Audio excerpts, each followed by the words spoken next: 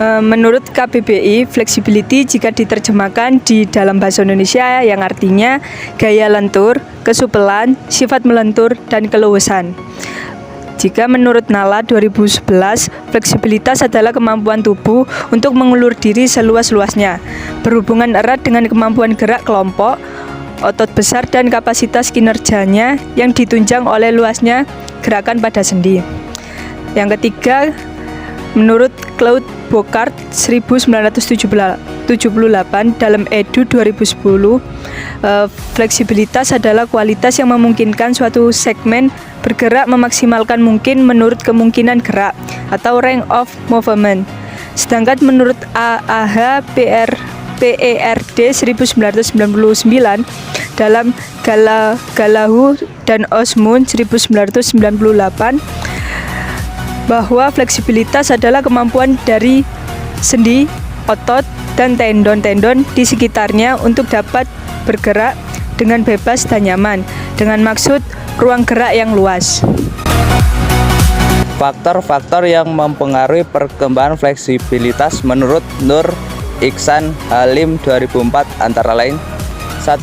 Genetik, bentuk, tipe, dan struktur sendi serta ligamentum dan tendon yang terkait dengan sendi tersebut.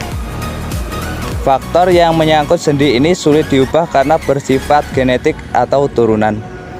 Sedangkan faktor ligamentum dan tendon masih mungkin bisa diubah. Kedua, otot. Otot yang berkaitan dengan sendi ada otot yang bekerja agonis, beberapa kelompok otot bekerja sama dan searah. Selain itu ada otot yang bekerja antagonis berlawanan, yaitu sekelompok otot yang kerjanya bertentangan dengan otot kelompok lainnya.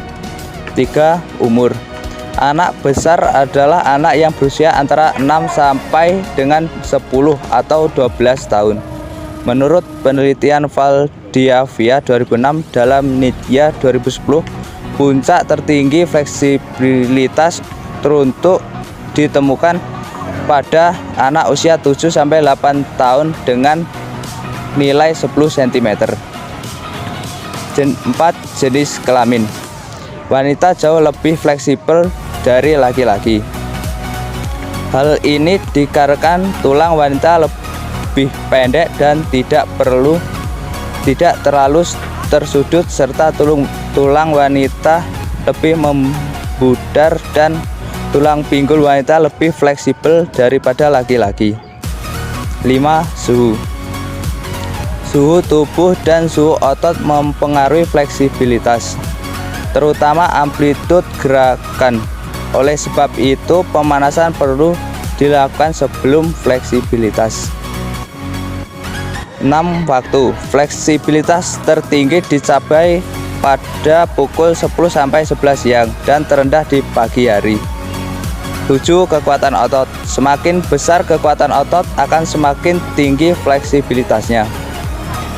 Otot yang diperlukan mengalami kontraksi dan ada gerakan memanjangkan dan memendekkan otot saat melakukan gerakan. Tingkat fleksibilitas yang baik adalah: 1. Mengurangi kemungkinan terjadinya cedera pada otot dan sendi. Yang kedua, membantu dalam mengembangkan kecepatan, koordinasi, dan kelincahan. Yang ketiga, menghemat dalam mengeluarkan tenaga. Yang keempat, membantu dalam memperbaiki sikap tubuh. Rusli Lutan, DKK 2003. Sementara menurut Clark dalam Muhammad Sajoto 1988, fleksibilitas sering dianggap sebagai suatu faktor tunggal dalam keterampilan. Faktor yang menunjang dalam melakukan aktivitas gerak adalah fleksibilitas, karena manfaat yang diperoleh dari fleksibilitas dapat membantu otot untuk rileks, meningkatkan kesehatan, menghilangkan kejang otot, dan mengurangi potensi cedera. Semua cabang olahraga sejatinya memerlukan fleksibilitas di dalamnya, dikarenakan fleksibilitas dapat membantu mempermudah gerak tubuh. Contohnya adalah olahraga senam, sepak takraw, sepak bola atau futsal, lari, loncat indah, yoga, bola voli, dan masih banyak yang lainnya. Metode latihan fleksibilitas menurut beberapa ahli ada 6 macam. Yang pertama adalah peregangan statis. Peregangan statis adalah bentuk yang paling umum. Gerakan yang dilakukan berupa gerakan peregangan pada otot-otot yang dilakukan perlahan-lahan hingga terjadi kelegangan dan mencapai rasa nyeri dan atau rasa tidak nyaman pada otot tersebut. Yang kedua adalah peregangan dinamis. Latihan peregangan dinamis adalah suatu latihan peregangan dengan menggerak-gerakkan tubuh dan anggota tubuh secara berirama tanpa mempertahankan posisi peregangan terjauh. Keuntungan latihan peregangan dinamis adalah meningkatkan secara progresif ruang gerak sendi. Peregangan pasif. Stretching pasif merupakan jenis peregangan yang memakai bantuan dari luar untuk membantu. Bantuannya beragam, mulai yang sederhana seperti berat tubuh, tali, gravitasi orang lain, atau perangkat peregangan. Peregangan aktif. Stretching aktif merupakan peregangan yang melibatkan kontraksi otot yang bertentangan dengan apa yang direnggangkan. Dalam melakukan stretching ini, tidak perlu memakai tubuh, tali, gravitasi orang lain untuk atau perangkat seperti pada peregangan pasif. Peregangan isometrik. Peregangan isometrik adalah peregangan dengan metode paling aman dan efektif untuk meningkatkan jangkauan sendi gerak. Peregangan isometrik juga dapat memperkuat tendon dan ligamen dengan tetap mempertahankan fleksibilitas. Peregangan kontraksi, relaksasi atau proprioceptif. Peregangan ini adalah jenis yang menggabungkan peregangan isometrik, statis, dan pasif untuk mendorong tingkat fleksibilitas yang lebih tinggi.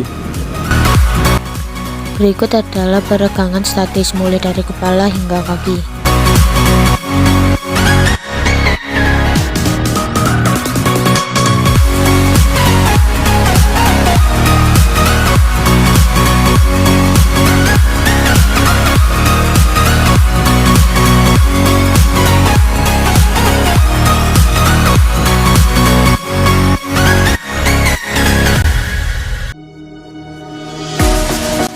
Berikut adalah peregangan dinamis mulai dari kepala hingga kaki.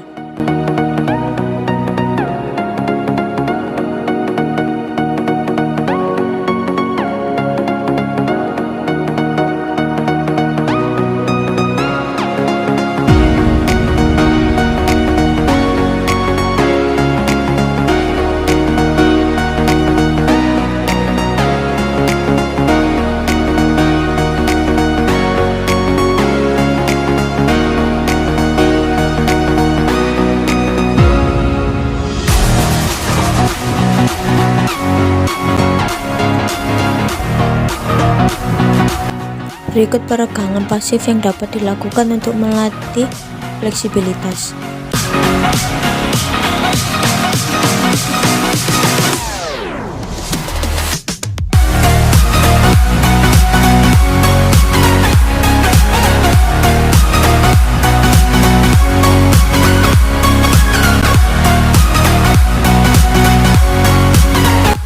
Berikut adalah contoh dari peregangan aktif.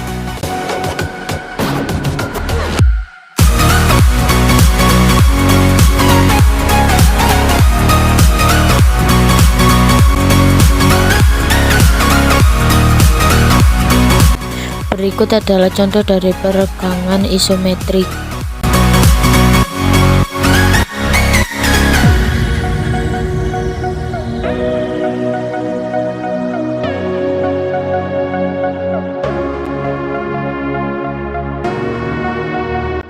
Dan yang terakhir adalah peregangan kontraksi, relaksasi atau proprioceptive neuromuscular facilitation atau PNF.